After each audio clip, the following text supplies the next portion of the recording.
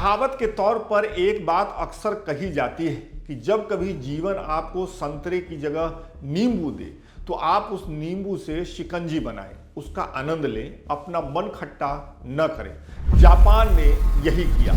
Nature ने उसे भूकंप दिया, झटके दिए। जापान ने उन्हीं झटकों को अपना हथियार बना लिया। कल की बात है, जापान में 7.5 रिक्टर पैमाने का भूकंप आया। आप इस वीडियो में देख सकते हैं कि धरती कैसे डोल रही है, लेकिन न इमारत गिरी, न कोई अफरा तफरी मची। केवल 30 लोग घायल हुए, एक भी जान नहीं गई। इसको आप एक उदाहरण से भी समझ सकते हैं। इसी साल अगस्त की बात है। आधी रात के वक्त अफगानिस्तान के पूर्वी प्रांत कुनार और नंगरहार में 6.0 तीव्रता का भूकंप आया। तीव्रता के लिहाज से यह भूकंप जापान में अक्सर आने वाले 7 या 7.5 जैसे भूकंपों से काफी कम था, लेकिन तबाही का पैमाना कहीं ज्यादा बड़ा रहा। आधिकारिक आंकड़ों के मुताबिक कुनार में कम से कम 600 लोगों की मौत हुई, जबकि नंगरहार में 12 लोग मारे गए। 12 लोगों की मौत की पुष्टि हुई। कुल मिलाकर के 612 लोग अफगानिस्तान में मारे गए। मुझे उम्मीद है अफगानिस्तान वाली घटना से आपको जापान की स्थिति समझ में आ गई होगी। आइए अब साथ मिलकर समझते हैं कि दुनिया में सबसे ज्यादा भूकंप के झटके झेलने वाले मुल्क जापान ने इससे बचने के रास्ते कैसे तलाश लिए। भूकंप ने उसे गिराया नहीं, भूकंप ने ही उसे गढ़ा है।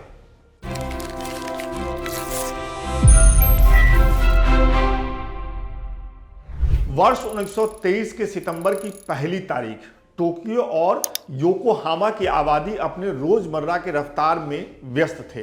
घरों में चूल्हे जल रहे थे, बाजार में चहल पहल थी, लोग दोपहर के खाने की तैयारी कर रहे थे। तभी ठीक 11:58 पर जमीन अचानक कांप गई। पहले हल्के झटके, फिर तेज और फिर करीब 4 मिनट तक चलने वाली ऐसी कंपन जिसने दोनों शहरों की नींव हिलाकर रख दी। हजारों लकड़ी के घर गिर गए, गैस पाइपलाइन फट गई, बिजली के तार टूट गए जिससे आग लग गई और देखते ही देखते पूरा शहर धुएं और लपटों में बदल गया।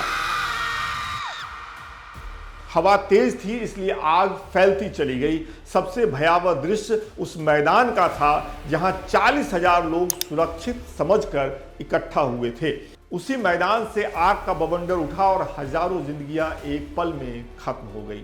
शाम होते होते जापान के ये दोनों शहर मलबे और राख की ढेर में बदल चुके थे। 1 लाख से अधिक मौतें हो चुकी थी और जापान एक ऐसी त्रासदी से गुजर चुका था जिसने उसकी आत्मा तक हिलाकर रख दी। लेकिन जापान की कहानी यही खत्म नहीं होती। असल कहानी यहीं से शुरू हुई, उस पल से जब एक टूटे हुए देश ने अपने घाव में ही भविष्य की मजबूती खोजनी शुरू की। 1923 ने जापान को पहली बार यह सिखाया कि भूकंप दुश्मन नहीं बल्कि शिक्षक है।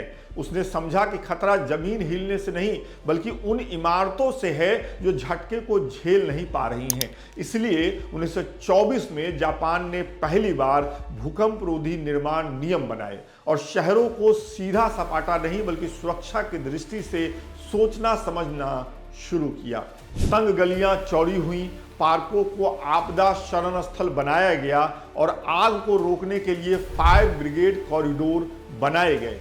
यह वह समय था जब जापान ने आपदा प्रबंधन को शहरों के नक्शे में जज्ब करना शुरू किया। लेकिन सीख कभी पूरी नहीं होती। 1968 के तोरी भूकंप ने दिखाया कि कागज पर लिखे नियम पर्याप्त नहीं थे।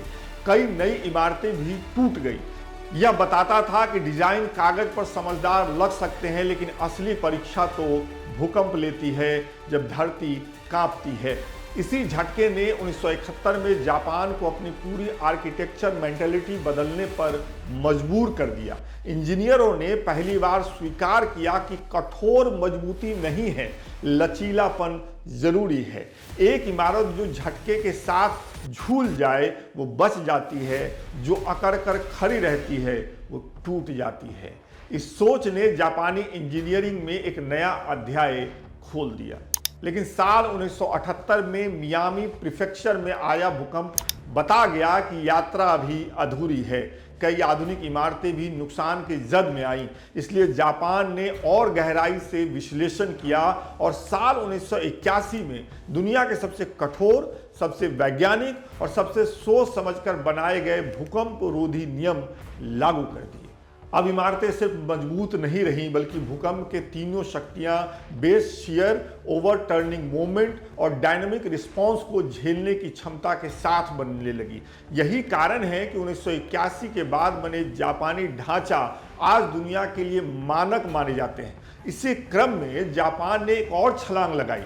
इमारतों में भूकंप को दुश्मन नहीं, बल्कि डिजाइन पैरामीटर मानकर निर्माण शुरू किया गया।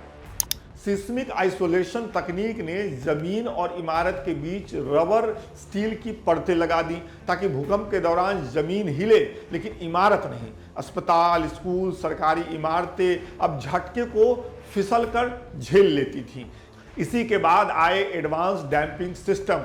कभी तेल से भरे डैम्पर जो ऊर्जा को खा जाते थे, कभी बड़े पेंडुलम जो उल्टी दिशा में झूलकर ऊंची इमारतों को स्थिर रखते थे, और कभी धातु की परतें जो स्वयं मुड़कर झटके को सोख लेती थी। टोक्यो स्काई ट्री जैसे टावरों में यही तकनीक इस्तेमाल हुई और इसकी जड़ें किसी आधुनिक लैब में नहीं, बल्कि सदियों पुराने पगोडा की केंद्रीय स्तंभ तकनीक में रहीं।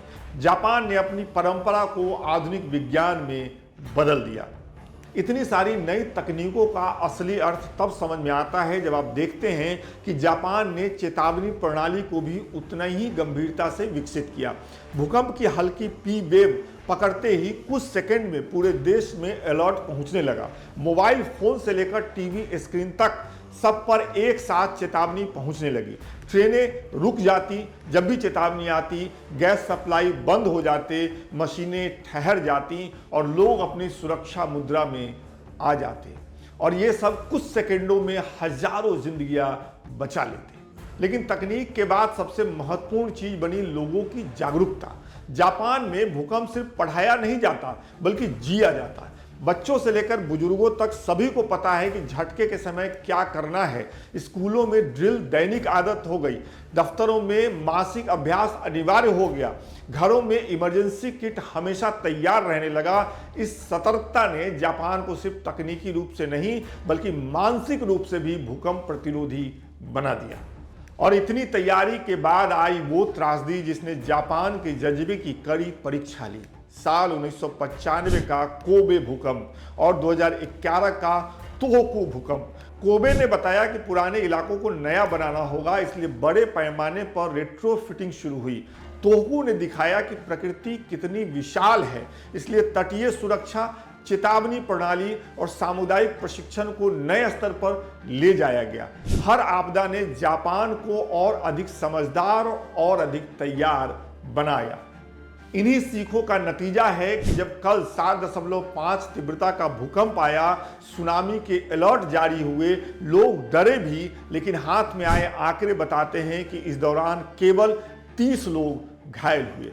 न कोई व्यापक तबाही हुई, न कोई सामुदायिक त्रासदी हुई। ये किसी भाग्य या चमत्कार का परिणाम नहीं है, बल्कि 100 वर्षों की लगातार सीख, अनुशासन, विज्ञान और सामाजिक जागरूकता की देन है। आपके लिए ये जानकारी हमारे साथी गुंजेश ने जुटाई। आपको ये पूरी कहानी कैसी लगी कमेंट करके बताइए। बहुत बहुत शुक्रिया।